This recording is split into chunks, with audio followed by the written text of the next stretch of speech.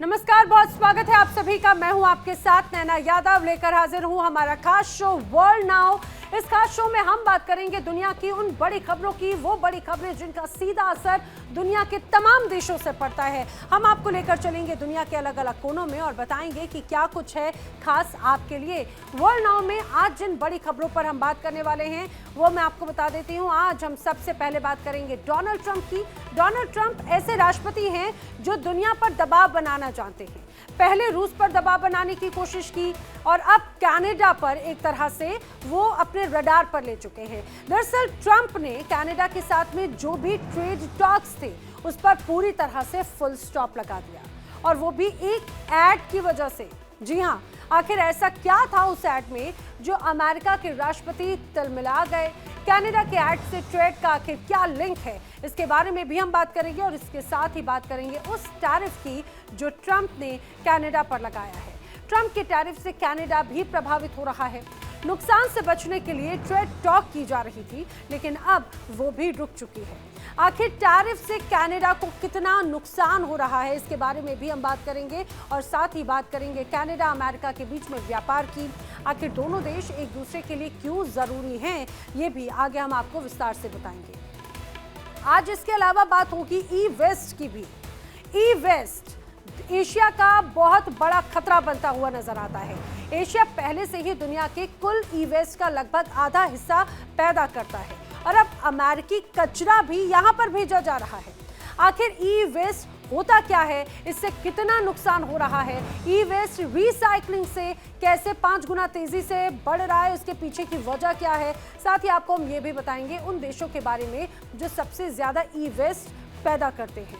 2030 तक ये 82 million ton तक पहुंच सकता है। ई वेस्ट अब दुनिया में बनने वाले कचरे की सबसे तेजी से बढ़ती श्रेणी है। कितनी खतरनाक है ये भी आपको विस्तार से समझाएंगे। इसके अलावा बात होगी उस देश की जो है तो बहुत छोटा, लेकिन दुनिया में सबसे रईस है। क्या कोई देश बगैर अपनी करेंसी के, बगैर अपने एयरपोर्ट और बगैर अपनी ऑफिशियल भाषा के भी दुनिया के सबसे अमीर और सुरक्षित देशों में गिना जा सकता है? सुनकर आपको भी अजीब लगेगा, लेकिन ऐसा है। ऐसा देश वाकई में मौजूद है, और ये देश दुनिया का छोटा देश है, लेकिन इसकी खूबसूरती, शांति, खुशहाली किसी भी विकसित देश से कम नहीं। कौन सा है ये देश, इसके बारे में भी आगे विस्तार से मैं आपको बताऊंगी। और आखिर में आपको बताएंगे कैसे इसकी अर्थव्यवस्था इतनी स्ट्रांग है। ऐसा क्या है इस देश में जो ब्रिटेन की शाही परिवार से भी अब ये देश अमीर हो चुका है। आज वर्ल्ड नाउ में इसके अलावा बात होगी उस जंग की आहट की जिससे दुनिया टेंशन में है। ट्रंप ने रूसी कंपनियों पर बैन लगा दिया, जिसके बाद में अब पुतिन तिलमिलाए हुए हैं। पुतिन ने ट्रंप पर पलटवार किया है। रूसी राष्ट्रपति व्लादिमीर पुतिन ने साफ साफ कह दिया है कि वो अमेरिका या किसी भी देश के दबाव में बनाने की कोशिश के सामने वो झुकने वाले नहीं हैं। उन्होंने कहा है कि भाई ये जो प्रतिबंध लगाए गए हैं ये रूसी अर्थव्यवस्था पर ज्यादा असर नहीं इससे पड़ेगा। अमेरिका और पुतिन के आमने सामने आने से अब टेंशन बढ़ती हुई नजर आती है। ट्रंप ने पुतिन को 6 महीने की चेतावनी आखिर क्यों दी है, वो भी आगे हम आपको विस्तार से बताएंगे। चलिए शुरुआत करते हैं। वर्ल्ड नाउ में सबसे पहले बात कर लेते हैं टैरिफ किंग यानी कि अमेरिका के राष्ट्रपति डोनाल्ड ट्रंप की, जिन्होंने एक बार फिर से टैरिफ को लेकर कनाडा को बड़ी धमकी दी। अमेरिका और कनाडा के बीच में एक बार फिर से टैरिफ को लेकर तनातनी क्यों देखने को मिल रही है, ये अपने आप में बड़ा सवाल है। अमेरिकी राष्ट्रपति डोनाल्ड ट्रंप ने कनाडा के साथ में जितने ट्रेड थे वो तमाम ट्रेड बातचीत खत्म करने का ऐलान किया। ट्रंप ने बाकायदा सोशल मीडिया पर पोस्ट करते हुए लिखा है कि कनाडा के साथ में ट्रेड को लेकर अब कोई बातचीत नहीं होगी। उन्होंने साफ कहा कि कनाडा का जो टीवी है वहां पर टीवी विज्ञापनों में अमेरिकी टैरिफ का विरोध किया जा रहा है, जिसका मकसद है अमेरिकी अदालतों के फैसलों को प्रभावित करना। ट्रंप ने कनाडा के साथ व्यापार वार्ता स्थगित करते हुए सोशल मीडिया पर बाकायदा ये लिखा कि टैरिफ देश की सुरक्षा और अर्थव्यवस्था के लिए बेहद अहम है। कनाडा के जिद्दी व्यवहार के लिए हम उसके साथ में सभी व्यापार वार्ता स्थगित करते हैं। अमेरिका सरकार कनाडा में टैरिफ के विरोध में टीवी पर चलाए जा रहे विज्ञापनों से नाराज हो गई। समझिए, ट्रंप ने जो पोस्ट किया कनाडा के प्रधानमंत्री मार्क कार्नी के उस बयान के बाद में किया, जिसमें उन्होंने कहा था कि भाई अमेरिकी राष्ट्रपति के टैरिफ से उत्पन्न खतरे के कारण उनका लक्ष्य अमेरिका के बाहर के देशों को निर्यात दोगुना करने का है। अब सुप्रीम कोर्ट में लंबित मामलों में कनाडा पर लगे कई टैरिफ खत्म हो सकते हैं।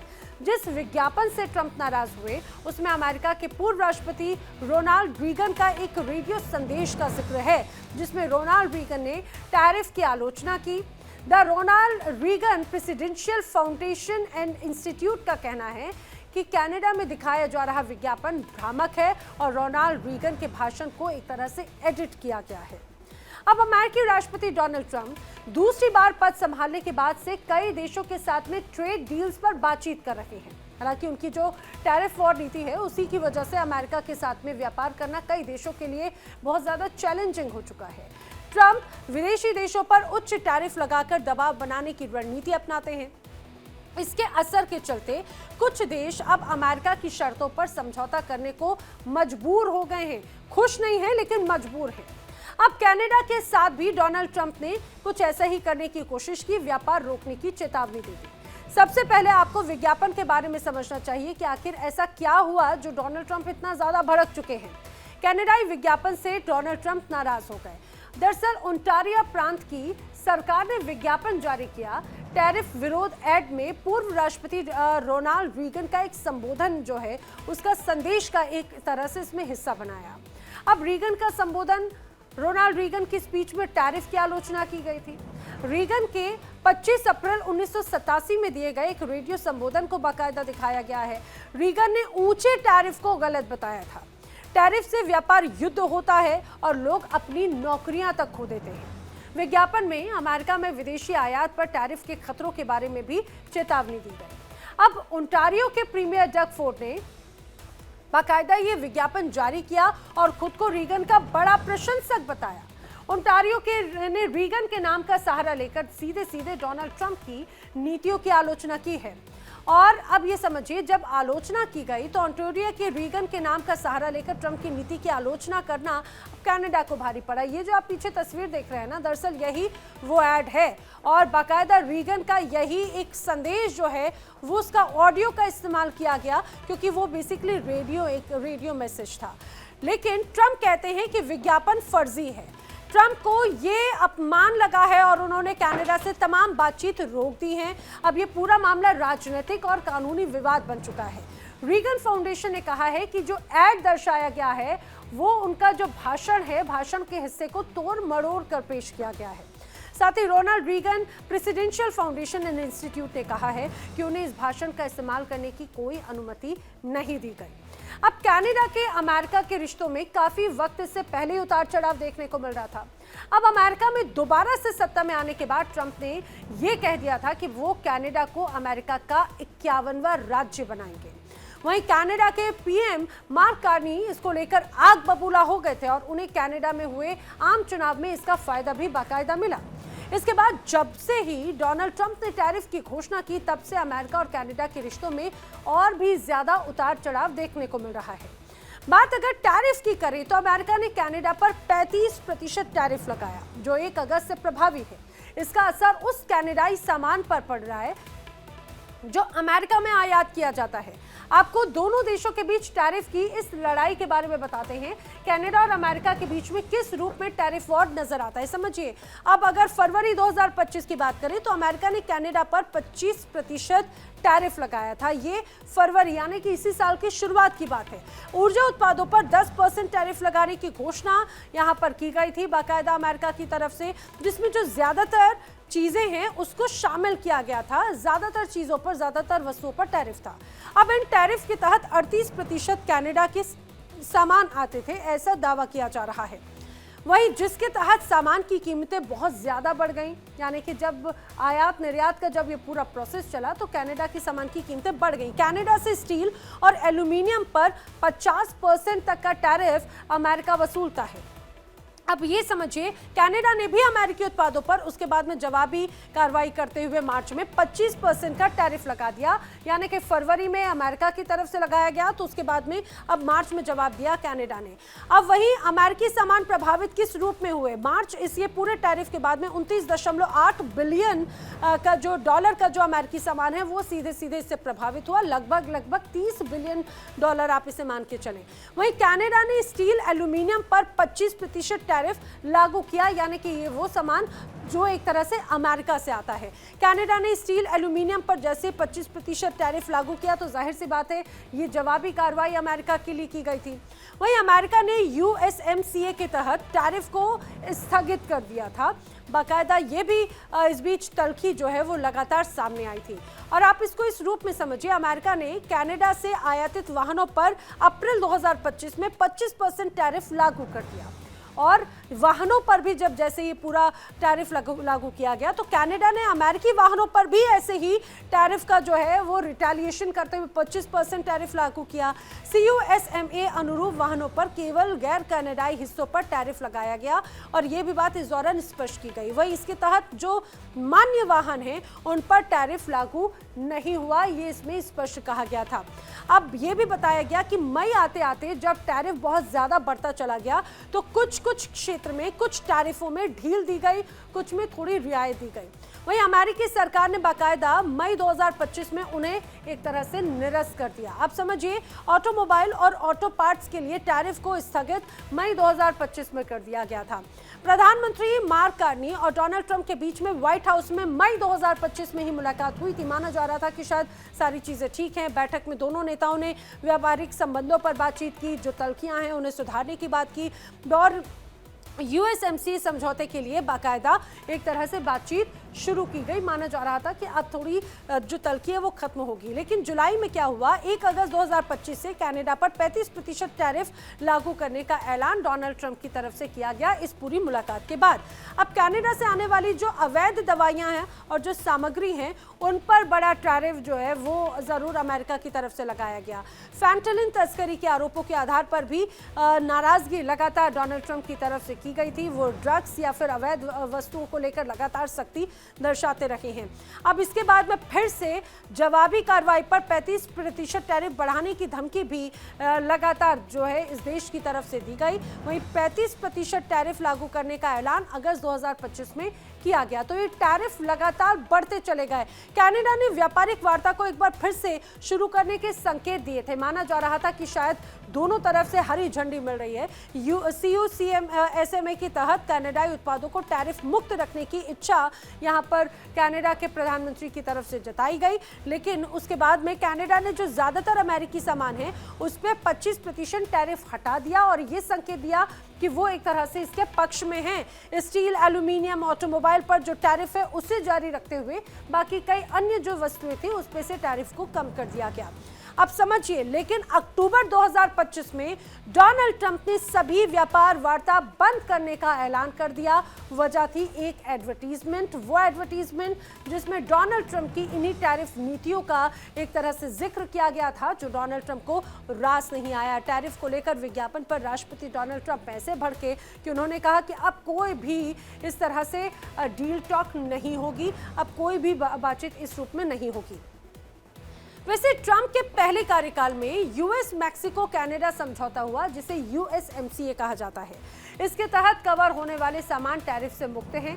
इन टैरिफों के कारण दोनों देशों के व्यापार, सप्लाई चेन और प्राइस पर बड़ा असर पड़ा। जो प्रमुख उत्पाद हैं या फिर उन पर टैरिफ लगने से इनकी जो अमेरिका में कीमतें हैं वो काफ़ी ज़्यादा बढ़ गई। आयात घट गया, सप्लाई चेन बुरी तरह से प्रभावित हो गई। वहीं कनाडा ने साफ तौर पर कह दिया कि वो अमेरिका के आगे झुकने वाला नहीं है।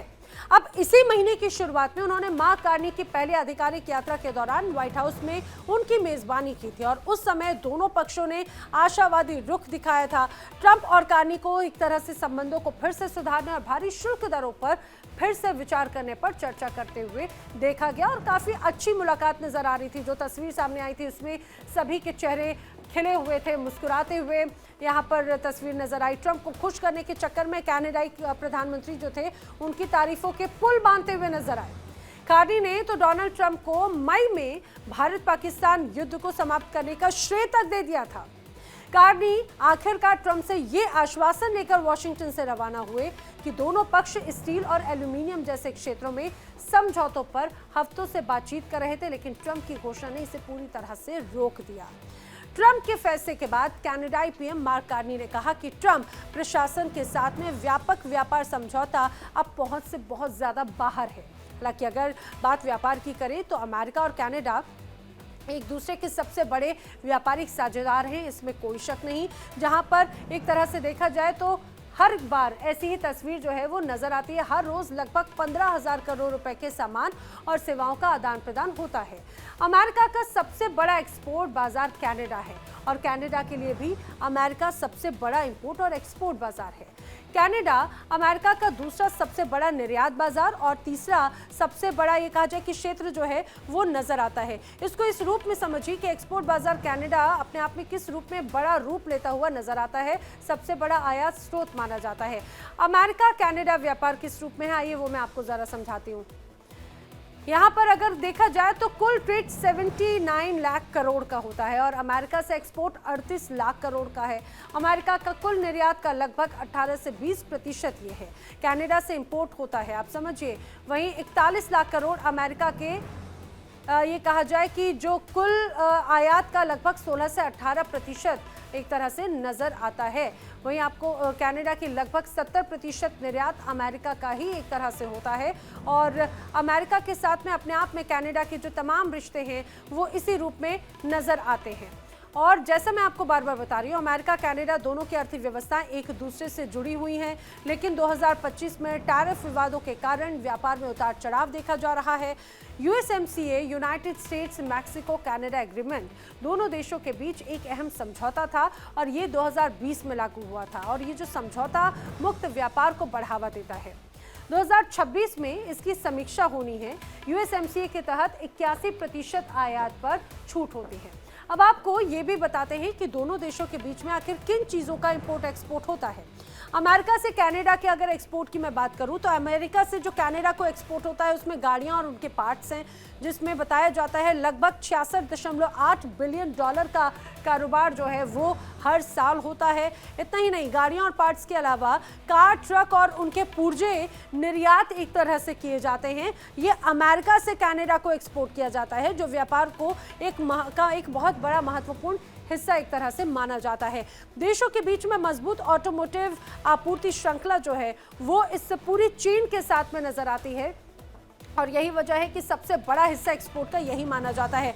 अब मशीनरी और उपकरण का समझिए, 89.9 बिलियन डॉलर्स का जो व्यापार है वो हर साल होता है, जिसमें मशीन टूल्स हो, ट्रैक्टर हो, हार्वेस्टर हो, एयरोस्पेस हो या फिर इलेक्ट्रॉनिक मशीनरी, ये सभी मशीनरी और उपकरण जो पार्ट्स हैं उनका एक तरह से एक्सपोर्ट किया जाता है अमेरिका से कनाडा को।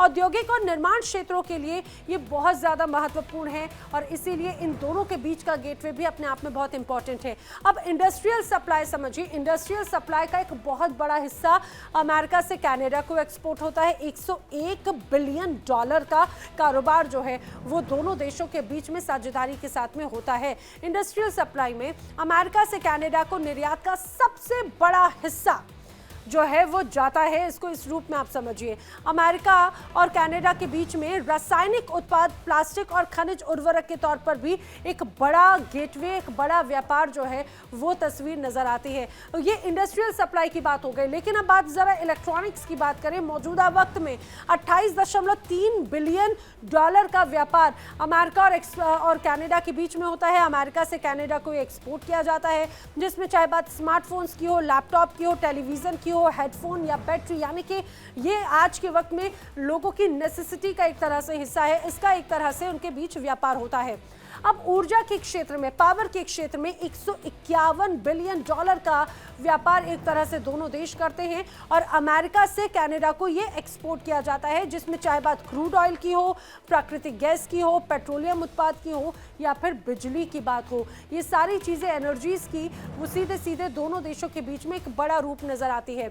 अब एग्रीकल्चर की बात की जाए तो 28.4 बिलियन डॉलर का जो ये कहा जाए बड़ा उत्पादन और बड़ा जो एक्सपोर्ट है वो अमेरिका से कनाडा को होता है, जिसमें बेकरी उत्पाद शामिल है, फल शामिल है, एथेनॉल शामिल है, सब्जियां शामिल है।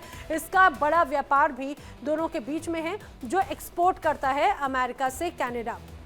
वही कंज्यूमर गुड्स की बात की जाए, रोज़मर्रा की बहुत ज़रूरत की जो वस्तुएं हैं वो 39 बिलियन डॉलर का व्यापार एक तरह से वो दर्ज किया जाता है। कंज्यूमर गुड्स में क्या है, घरेलू सामान है, खेलने कूदने के सामान है, स्पोर्ट्स रिलेटेड जो वस्तुएं हैं, अपने आप में ये बड़ी चीज़ है। तो ये अमेरिका से कनाडा को क्या एक्सपोर्ट होता है ये तो आपने जान लिया, लेकिन अब आपको ये बताते हैं कि कनाडा से अमेरिका को आखिर किस चीज़ का एक्सपोर्ट किया जाता है, किन वस्तुओं का एक्सपोर्ट किया जाता है, वो मैं आपको बताती हूँ। इम्पोर्ट किया जाता है, ऊर्जा संसाधन की बात करें, 124 बिलियन डॉलर का एक तरह से इसमें व्यापार होता है, जो कनाडा से अमेरिका को इम्पोर्ट होता है। अब इसमें कनाडा अमेरिका की ऊर्जा की बड़ी आपूर्ति वो एक तरह से करता है, और कहा जाता है कि ऊर्जा संसाधन में बड़ी भूमिका भी ये कनाडा निभाता है। 60% तेल या 85% प्राकृतिक गैस की जरूरत कनाडा से ही अमेरिका की एक तरह से पूरी होती है। अब ये अपने, और ये ऐसी चीजें हैं जो बहुत बेसिक नीड्स का हिस्सा हैं। अब स्टील की बात की जाए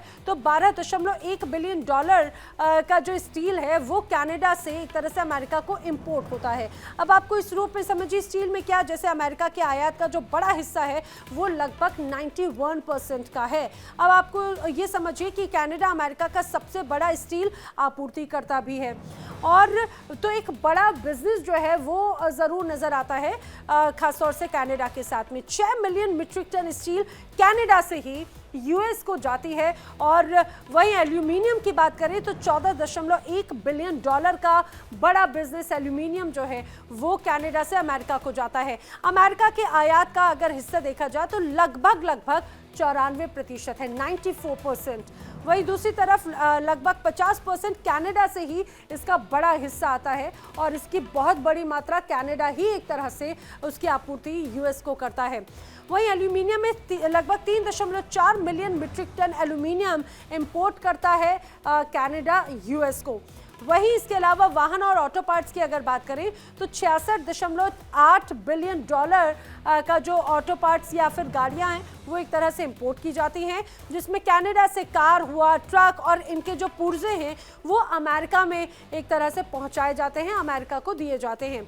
वहीं कृषि उत्पाद, एग्रीकल्चर की बात करें तो गेहूं, ओट्स, सी फूड, डेयरी उत्पादन, ये सारी वस्तुएं कनाडा ही एक तरह से आपूर्ति करता है यूएस की। अब समझिए, वही रासायनिक उत्पाद की बात करें तो 57 बिलियन डॉलर की एक तरह से इंपोर्ट का जो एक बड़ा हिस्सा है वो यहाँ पर नजर आता है। रासायनिक उत्पादन में प्लास्टिक हो, फार्मास्यूटिकल, केमिकल्स, ये सारी वस्तुएं यहाँ पर नजर आती हैं रासायनिक उत्पाद के तौर पर। तो आपने कुल मिलाकर ये समझिए कि खासतौर से अमेरिका और कनाडा दोनों एक दूसरे के व्यापारिक पूरक हैं।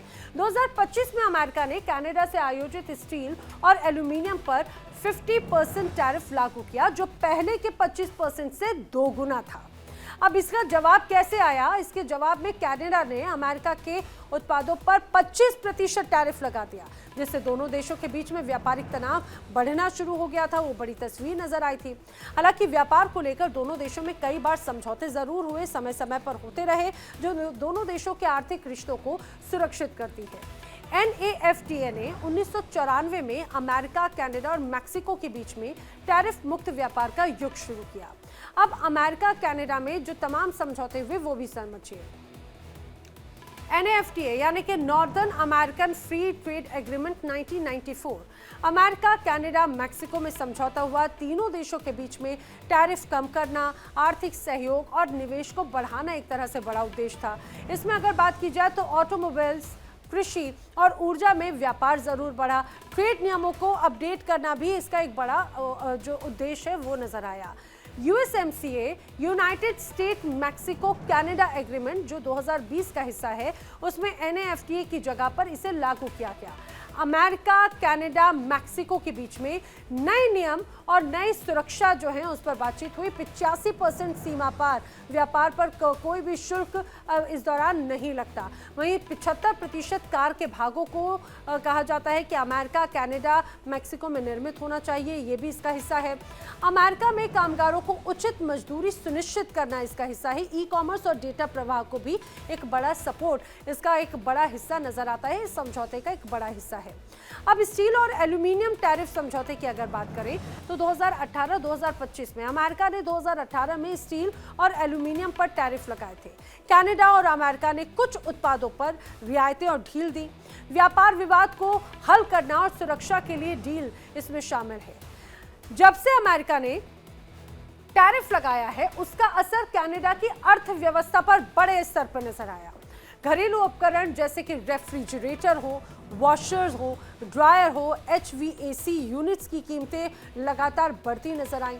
अब रेफ्रिजरेटर यानी कि फ्रिज 2% तक यहाँ पे इसकी कीमतों में बढ़ोतरी दर्ज की गई। डिश वॉशर और लॉन्ड्री उपकरण 4.5% तक बढ़ोतरी हुई। उपभोक्ताओं को महंगे उत्पाद खरीदने पड़े। कनाडाई निर्माताओं और रिटेलर्स को लागत बढ़ने का सामना लगातार करना पड़ा। कंपनियों ने सप्लाई चेन बदलने और प्री टैरिफ सेल्स का उपयोग कर बिक्री स्थिर रखने की कोशिश की।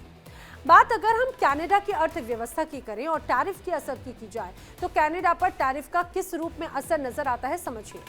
अर्थव्यवस्था लगभग 2.54 ट्रिलियन अमेरिकी डॉलर है, जो कि दुनिया की 9वीं सबसे बड़ी अर्थव्यवस्था के तौर पर देखी जाती है।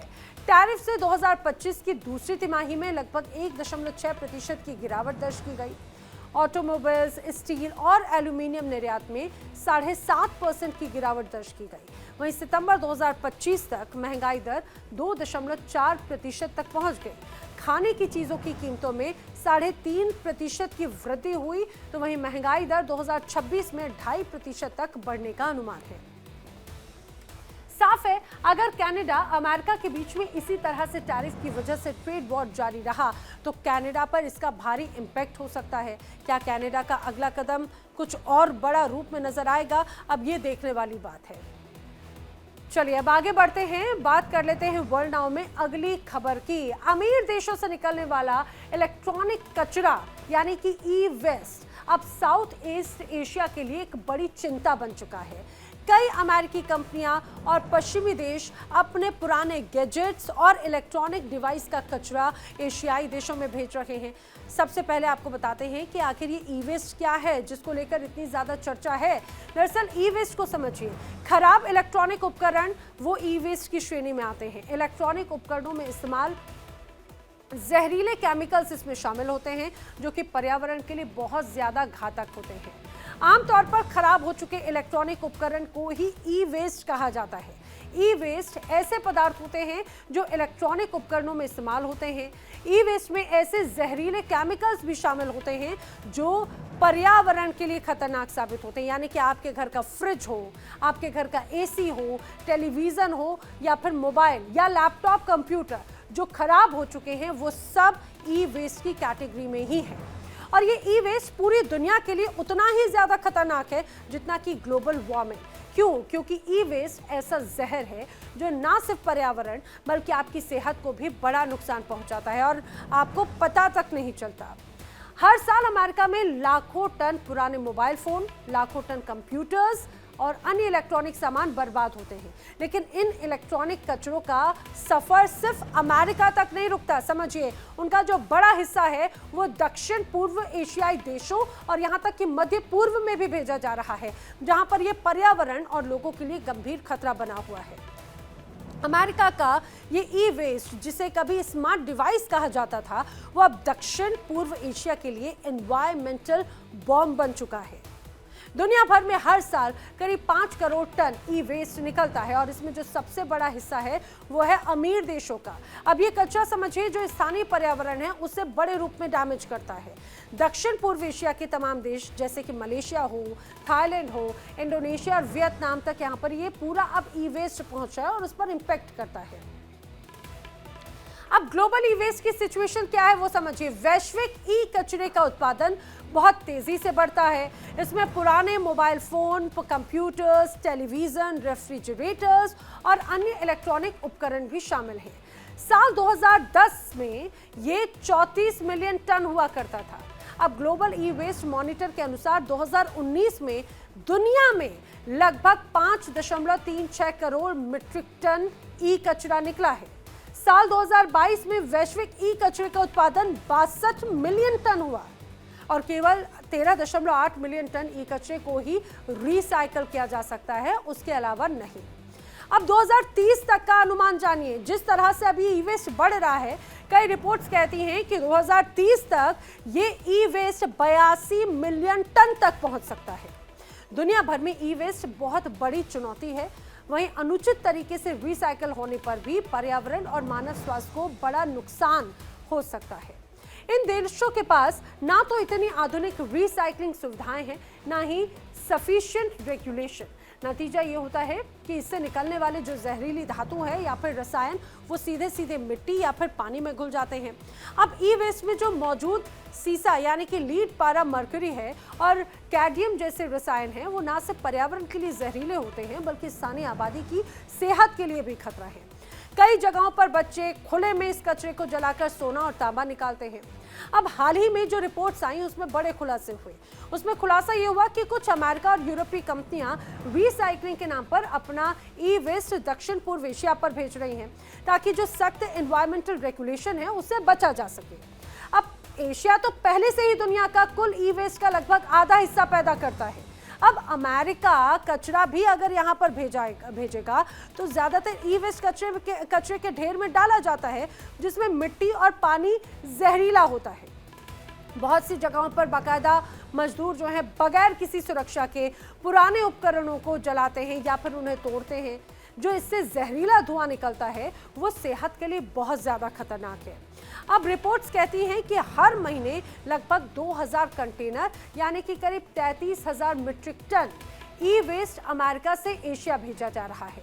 ये कंपनियां खुद रिसाइकलिंग नहीं करती बल्कि कचरा गरीब देशों में भेज देती हैं और इन कंपनियों को ई वेस्ट ब्रोकर कहा जाता है। जो रिपोर्ट्स हैं उन रिपोर्ट्स में जिन कंपनियों के नाम हैं वो मैं आपको बता देती हूँ। वो है अटन Recycling Corporate E Waste Solution, जिसे CEWS कहा जाता है, Creative Metals Group, EDM, First America Metal Corporation, Gem Iron and Metal Inc, Greenland Resources, IQA Metals, PPM Recycling और सेमसोटाई। कई कंपनियों ने कोई जवाब तक नहीं दिया। रिपोर्ट्स के अनुसार जनवरी 2023 से फरवरी 2025 के बीच में इन 10 कंपनियों ने 10,000 से ज्यादा कंटेनर भेजे, जिनकी कीमत 1 अरब अमेरिकी डॉलर से काफी ज्यादा है। इस पूरी इंडस्ट्री का व्यापार $200 मिलियन प्रति माह तक पहुंच सकता है। इनमें से 8 कंपनियों के पास में R2V3 यानी कि responsible recycle standard version 3 certificate है, जो कि सुरक्षित रिसाइकलिंग की गारंटी माना जाता है। लेकिन अब इस सर्टिफिकेट पर भी सवाल खड़े हो चुके हैं। जो कानूनी उल्लंघन और गलत व्यापार कोड, कई कंपनियां अपने माल को कच्चा माल या फिर रिसाइक्लेबल मेटल बताकर भेजती हैं ताकि पकड़ी ना जाएं। अब अमेरिका ने अभी तक बेसल कन्वेंशन नाम की अंतर्राष्ट्रीय संधि पर हस्ताक्षर नहीं किए, जो अमीर देशों को गरीब देशों में खतरनाक कचरा भेजने से रोकती है। कचरा कहीं भी जाए उसका असर पड़ता है वैश्विक स्तर पर। सवाल ये कि क्या अमीर देश अपनी जिम्मेदारी लेंगे या फिर गरीब देशों की जमीन और हवा को सस्ते कचरे से भरते हुए नजर आएंगे। अब ई वेस्ट में टॉप 10 देश कौन कौन से शामिल है वो भी मैं आपको बता देती हूँ। समझिए, ये ई वेस्ट में टॉप 10 देश, ये बड़ी लिस्ट है जिसमें सबसे बड़ा नाम चीन का है। अगर ई वेस्ट की बात की जाए तो यहाँ पर 10.13 मिलियन टन यहाँ पर कचरा है और रिसाइकलिंग दर यहाँ पर 16% है। अमेरिका दूसरे नंबर पर है। यहाँ पर मिलियन टन में देखा जाए तो 6.92 मिलियन टन जो है वो ई वेस्ट उत्पादन होता है, रिसाइकलिंग 15% है।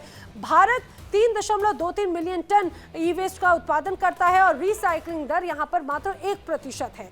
जापान में 2.57 मिलियन टन ई वेस्ट होता है और उसमें रिसाइकलिंग दर 22% है। वहीं ब्राजील की बात करें तो 2.14 मिलियन टन यहाँ पर ई वेस्ट का उत्पादन है। वहीं अगर बात रूस, इंडोनेशिया, जर्मनी, यूनाइटेड किंगडम की बात करें तो ये पूरी लिस्ट नजर आती है। यहाँ पर 1.63 मिलियन टन जो ई वेस्ट की क्षमता है वो नजर आती है इन देशों में, और सबकी अलग अलग रिसाइकलिंग दर है। जैसे कि रूस में 6% है, इंडोनेशिया में जानकारी अभी तक सामने नहीं है, जर्मनी में सबसे ज्यादा एक बड़ी तस्वीर नजर आई थी 52%, हालांकि यूके में 57% उससे ज्यादा है। फ्रांस की अगर बात करें तो 1.36 मिलियन टन इसमें ई वेस्ट उत्पादन है, लेकिन 56% तक इसकी रिसाइकलिंग दर जो है वो नजर आती है। तो ये वो टॉप 10 देश जो हैं वो नजर आए हैं। अब एक नई रिपोर्ट में कहा गया है कि मलेशिया ई वेस्ट इसके लिए सबसे बड़ा ठिकाना बन चुका है। चीन ने अब 2017 में विदेशी कचरे पर रोक लगाई तो कई कंपनियों ने अपना काम एशियाई देशों पर शिफ्ट कर दिया। इसमें मलेशिया सबसे सुटेबल ठिकाना बन गया। वहीं 2025 में थाईलैंड ने 238 टन अमेरिकी ई वेस्ट जब्त किया, जबकि मलेशिया ने $118 मिलियन का अवैध कचरा पकड़ा है। अब मलेशिया की संस्था Centre to Combat Corruption and Cronyism की सीपेंग वोंग ने कहा है कि ये अमीर देश द्वारा जो गरीब देश हैं उन पर वेस्ट कोलिनोजियम यानी कि कचरा उपनिवेशवाद थोपने जैसा है। मलेशिया सरकार अब इस समस्या से निपटने के लिए नई नीतियां बना रही है, लेकिन अवैध इंपोर्ट अभी भी जारी है। अब पर्यावरण विशेषज्ञ कहते हैं कि अगर इस प्रवृत्ति पर जल्द ही रोक नहीं लगी तो आने वाले दशक में ई वेस्ट एशिया के लिए सबसे बड़ा पर्यावरण का खतरा बन जाएगा, एक बड़ी चुनौती बन जाएगी, इसमें कोई शक नहीं। चलिए अब वर्ल्ड नाउ में बात करते हैं अगली खबर की। अब बात करते हैं उस देश की जो है तो सबसे छोटा लेकिन दुनिया में है सबसे अमीर। अब आप कहेंगे ऐसा कैसे हो सकता है? दरअसल पूरी दुनिया में कुल 195 देश हैं। कई ऐसे देश हैं जो साइज में काफी ज्यादा बड़े हैं, बड़ी आबादी है, देश में कई एयरपोर्ट्स हैं, सेना है, अपनी अपनी करेंसी है। लेकिन क्या आप एक ऐसे देश का नाम जानते हैं जिनके पास ना तो कोई अपनी करेंसी है, ना ही देश में एक भी एयरपोर्ट है, और साथ ही साथ देश के पास में अपनी कोई सेना तक नहीं है, कोई आर्मी तक नहीं है, लेकिन इसके बावजूद ये देश दुनिया के सबसे अमीर देशों में से एक है। स्विट्जरलैंड और ऑस्ट्रिया के बीच में बसा ये देश है लिंक्टेनस्टाइन। ये एक छोटा लेकिन बेहद खूबसूरत यूरोपीय देश है जिसे बहुत कम ही लोग जानते हैं। अगर आप दुनिया के नक्शे में भी देखेंगे तो भी इसे ढूंढना बहुत मुश्किल होगा। जरा देखिए आपको इस पूरे आप देखिए ग्लोब में आपको इसमें कहीं पर ये नजर आता है क्या? अब ऑस्ट्रेलिया को अगर हम जूम करते जाएंगे, ऑस्ट्रिया को हम इसके बाद में अगर स्विट्जरलैंड को और जूम करते हुए जाएंगे, उसमें लिंचेस्टाइन को अगर हम जूम करते हुए जाएंगे तो उसमें भी एक बहुत छोटा सा हिस्सा आपको ये नजर आएगा। लेकिन अगर आप इसे बड़े स्तर पर देखेंगे तो वो कहीं खो सा जाएगा। अब आप सोच रहे होंगे कि जब ये देश इतना छोटा है जो आपको इस ग्लोब में भी नजर नहीं आता तो ये इतना अमीर कैसे बन गया? ये देश ब्रिटेन के शाही परिवार से भी ज्यादा अमीर है। जानते हैं आप, यहाँ के स्थानीय लोगों के पास में इतना पैसा है कि वो बगैर कोई काम किए जिंदगी आसानी से गुजार सकते हैं। इसमें उन्हें अपने पसंदीदा शौक पूरे करने के लिए पर्याप्त समय भी मिल जाता है। यहाँ के लोग खुशहाली की जिंदगी जीते हैं और दुनिया के इस अनोखे देश को सबसे सुरक्षित देशों में से एक माना जाता है। लिंक्टेनस्टाइन में लगभग 100 पुलिस अफसर हैं, लेकिन सुरक्षा ऐसी कि लोग रात में अपने दरवाजे बंद तक नहीं करते। सबसे पहले आपको लिंक्टेनस्टाइन के बारे में जरा मैं बताती हूँ कि आखिर ये कौन सा देश है। लिंक्टेनस्टाइन यूरोप का एक बेहद सुंदर और खूबसूरत देश माना जाता है और इस देश की कुल आबादी लगभग 30,000 है। दुनिया के सबसे छोटे देशों में से एक इसे माना जाता है और ये पूरा देश 160 वर्ग किलोमीटर में फैला हुआ है। लिंक्टेनस्टाइन यूरोप महाद्वीप में चारों ओर जमीन से घिरा देश है और इसे साइकिल तक से नापा जा सकता है, ऐसा भी यहाँ पर दावा किया जाता है। बहुत सारे लोगों ने पहली बार इस देश का नाम सुना होगा। लिंक्टेनस्टाइन यूरोप की ऑफ बीट जगहों में आता है और इस छोटे से देश का अपना कोई एयरपोर्ट तक नहीं है। समझिए, फ्लाइट से यहाँ पर पहुँचने के लिए आपको पहले दूसरे देश के एयरपोर्ट पर जाना होगा, वहाँ का इस्तेमाल करना होगा। सबसे करीबी इंटरनेशनल एयरपोर्ट इसका स्विट्जरलैंड का ज्यूरिख ही है। अब ऐसा नहीं है कि इसके अमीर होने के पीछे इसका भाग्य है, बल्कि इसके अमीर देशों में शामिल होने के पीछे इसकी बड़ी स्ट्रैटेजी है। देश ने स्विट्जरलैंड की मुद्रा स्विस फ्रैंक को अपनाया, इसने हवाई अड्डा बनाने का खर्च बचाया। स्विट्जरलैंड और ऑस्ट्रिया की परिवहन सिस्टम पर यह निर्भर रहा। लिंक्टेनस्टाइन स्विट्जरलैंड के साथ में एक सीमा शुल्क और मुद्रा संघ में है और इसकी अर्थव्यवस्था स्विट्जरलैंड की अर्थव्यवस्था से काफी ज्यादा गहराई से जुड़ी है। अब इसकी खूबसूरती मैं आपको दिखाती हूँ। देखिए, ये मन मोहने वाली इसकी खूबसूरती है। जहां तक नजर जाएगी सिर्फ प्राकृतिक खूबसूरती यहाँ पर आपको नजर आएगी और यहाँ पर जो व्यवस्थाएं नजर आती है वो भी अपने आप में बेहद खास है। आपने अक्सर सुना या पढ़ा होगा कि कोई भी देश अपनी संप्रभुता के प्रतीक को, अपनी करेंसी को मजबूत करता है, लेकिन यह देश लिंक्टेनस्टाइन एक अलग और आश्चर्यजनक रूप से चतुराई भरा रास्ता अपनाता है। उसने अपने शक्तिशाली और स्थिर पड़ोसी स्विट्जरलैंड को देखा और एक व्यवहारिक फैसला लिया। स्विस फ्रैंक को अपनाकर लिंक्टेनस्टाइन ने तुरंत एक मजबूत करेंसी हासिल कर ली। अब स्विस फ्रैंक की स्थिरता लिंक्टेनस्टाइन की अर्थव्यवस्था को लगातार मजबूत बनाती है। ये देश अपने ज्यादातर सामान यूरोपीय संघ के बाजार में बेचता है और ये सब बगैर केंद्रीय बैंक के प्रबंधन के बोझ के हासिल किया है। और इस देश की अपनी भाषा तक नहीं है। यहाँ पर लोग जर्मनी बोलते हैं। इसकी भाषा जर्मन है, जो इसके पड़ोसी देशों की भी भाषा है, जिससे व्यापार और आपसी जुड़ाव आसान हो गया। देश के हर निर्णय का मकसद कम से कम खर्च है। अब इस देश ने ये साबित कर दिया कि ये किसी देश को प्रगति के लिए हवाई अड्डों, सेनाओं या फिर अपनी करेंसी की जरूरत नहीं होती, बल्कि अपनी अर्थव्यवस्था को मजबूत बनाने की स्ट्रैटेजी अहम रोल निभाती है। लिechtenstein अमीर आखिर क्यों है, ये तो हमने आपको बताया। अब आपको ये बताते हैं कि आखिर ये देश कितना अमीर है, जिसकी चर्चा लगातार हो रही है। दरअसल इस देश की आबादी बहुत कम है और इस देश की आबादी के लिहाज से अगर देखा जाए तो वहाँ पर देश में जो भी पैसा बनता है वो हर व्यक्ति को एक तरह से ज़्यादा ही मिलता है, कम आबादी की वजह से।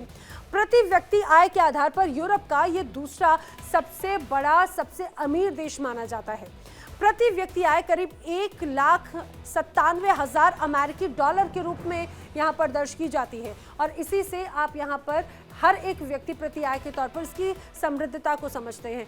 जीडीपी के लिहाज से ब्रिटेन का जो शाही परिवार है, ये देश उस शाही परिवार से भी ज्यादा अमीर काउंट होता है।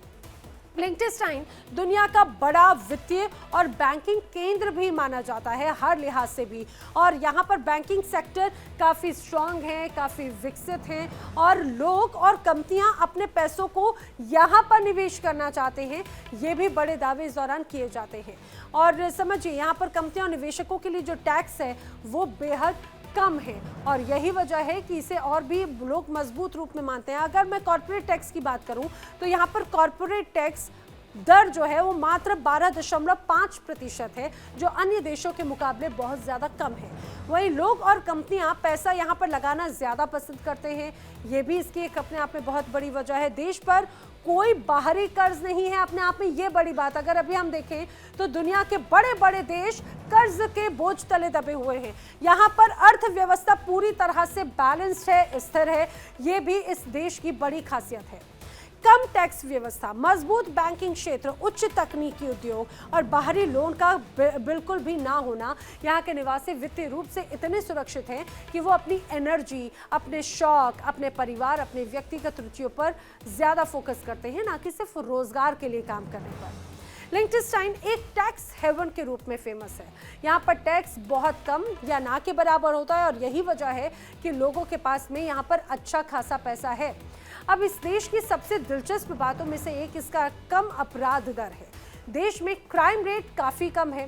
पूरे देश में सिर्फ लगभग 7 कैदी हैं और करीब 100 पुलिसकर्मी, जो इसे दुनिया के सबसे सुरक्षित देशों में से एक बनाती है। कुछ अपराधों पर कानून अभी भी लागू होते हैं, जैसे कि नशीली दवाइयों का इस्तेमाल। 2023 में इस देश में कुल 1391 अपराध दर्ज किए गए, जो 2022 के मुकाबले 4% ज़्यादा है। यहाँ पर हत्या के मामले बहुत ना के बराबर हैं। कुछ सालों में हत्या की दर 0 भी रही है, ऐसा भी दावा किया जाता है। अगर सिंपल लैंग्वेज में समझें तो 2018 में प्रति 1 लाख लोगों पर 2.62 की हत्या जो है वो यहाँ पर दर्ज की गई, जो सिर्फ एक हत्या को ही दर्शाती है। अब इस देश की जेलों में कैदियों की संख्या भी बहुत कम है और 2 साल से ज़्यादा की सज़ा वाले कैदियों को अक्सर ऑस्ट्रिया भेज दिया जाता है।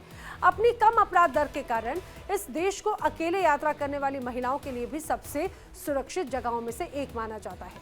इस देश ने अपनी सारी एनर्जी एक बेहतर अर्थव्यवस्था बनाने में लगाई। इसका वित्तीय क्षेत्र मजबूत है, लेकिन इसकी असली संपन्नता इंडस्ट्रीज से आती है। लिechtenstein सटीक इंजीनियरिंग और इनोवेटिव मैन्युफैक्चरिंग में बेस्ट माना जाता है और ये डेंटल ड्रिल से लेकर अंतरिक्ष उपकरण तक विभिन्न प्रोडक्ट भी बनाता है। फेमस कंपनी हेल्टी, उसका हेडक्वार्टर भी इसी देश में मौजूद है। अब बिजनेस में इस देश को अगर देखा जाए तो कितना आगे है वो भी समझिए। मशीनरी और इंजीनियरिंग उद्योग यहाँ पर होता है सबसे बड़ा औद्योगिक क्षेत्र एक तरह से देखा जाए। उच्च गुणवत्ता वाली मशीनें, टूल्स, ऑटो पार्ट्स और इंडस्ट्रियल उपकरण यहाँ पर बनाए जाते हैं। हिल्टी एजी निर्माण और ड्रिलिंग टूल्स की फेमस कंपनियाँ भी यहाँ पर मौजूद है और इसके अलावा कई बड़ी कंपनीज जो हैं उनके भी यहाँ पर ऑटोमोबाइल स्टीयरिंग सिस्टम बनाए जाते हैं। इसके अलावा अगर इलेक्ट्रॉनिक्स और प्रिसीजन टेक्नोलॉजी की बात करें तो उसमें भी इसका आगे काफ़ी अहम रोल है। सटीक मशीनें, सेंसर्स और मेडिकल डिवाइस ये बनाते हैं। उत्पाद जर्मनी, स्विट्जरलैंड और ऑस्ट्रिया को एक्सपोर्ट किए जाते हैं। फार्मास्यूटिकल और बायोटेक कंपनियां मेडिकल रिसर्च और हेल्थ केयर उत्पाद विकसित करती है।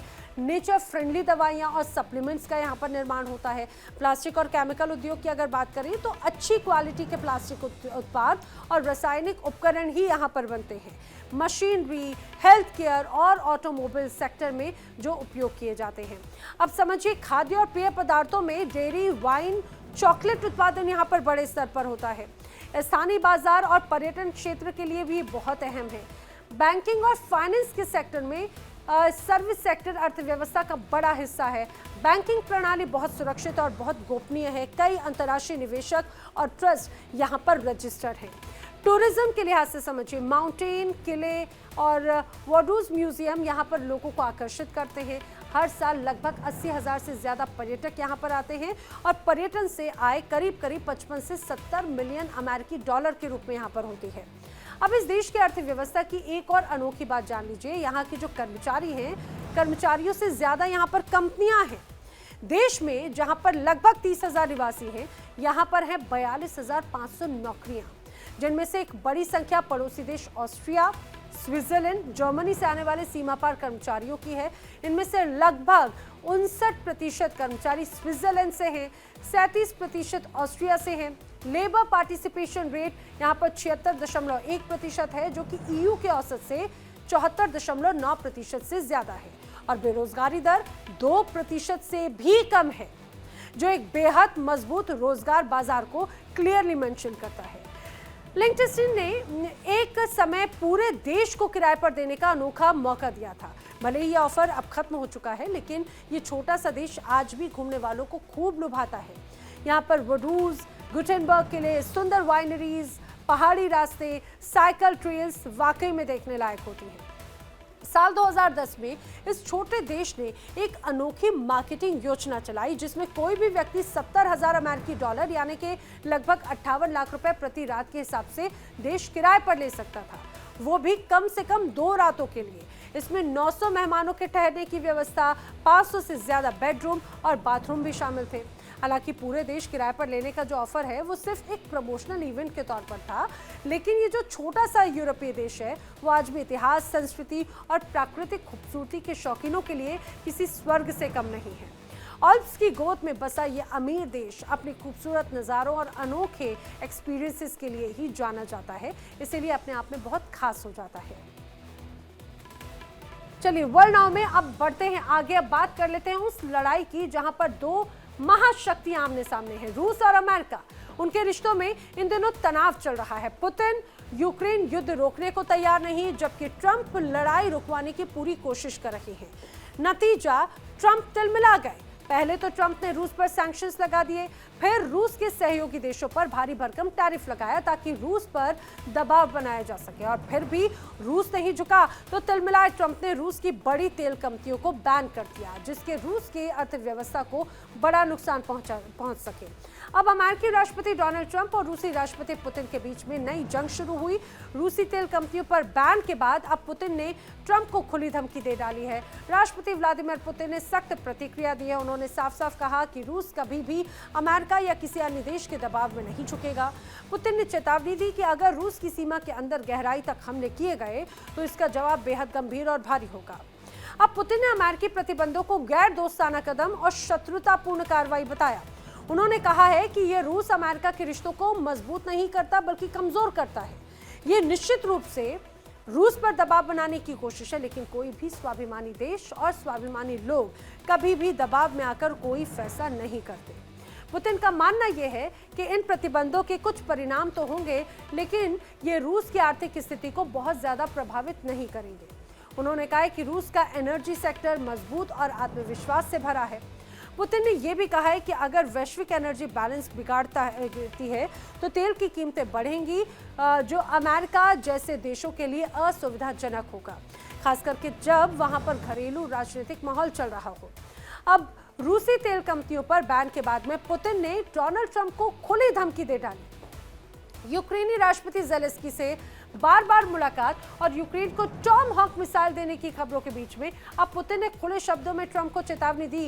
पुतिन ने कहा कि अगर अमेरिका ने यूक्रेन को रूस के भीतर हमला करने के लिए टॉमहॉक क्रूज मिसाइल जैसी लंबी दूर तक मार करने वाले हथियार दिए तो रूस उसे कुचल कर रख देगा। ट्रंप ने पुतिन के साथ बुडापेस्ट में होने वाली समिट को कैंसिल कर दिया। रूस की 2 बड़ी तेल की कंपनियों पर प्रतिबंध लगा दिया, जिसके बाद रूस ने भी यूक्रेन में हमले और भी ज्यादा तेज कर दिए हैं। अब पुतिन ने रूस की जल, थल और वायु सेना को एक साथ परमाणु युद्धाभ्यास करने के निर्देश दे दिए। अमेरिकी प्रतिबंधों का रूस की अर्थव्यवस्था पर कोई असर नहीं होने वाला, ये बयान सीधे सीधे पुतिन की तरफ से दिया गया। पुतिन के बयान पर डोनाल्ड ट्रंप ने कहा कि अगर उन्हें ऐसा लगता है तो अच्छा है, लेकिन 6 महीने बाद मैं आपको बताऊंगा कि आखिर इसका असर क्या हुआ। देखते हैं आगे क्या होता है। यानी कहा जाए डोनाल्ड ट्रंप ने सीधे तौर पर पुतिन को बड़ी धमकी दे दी है।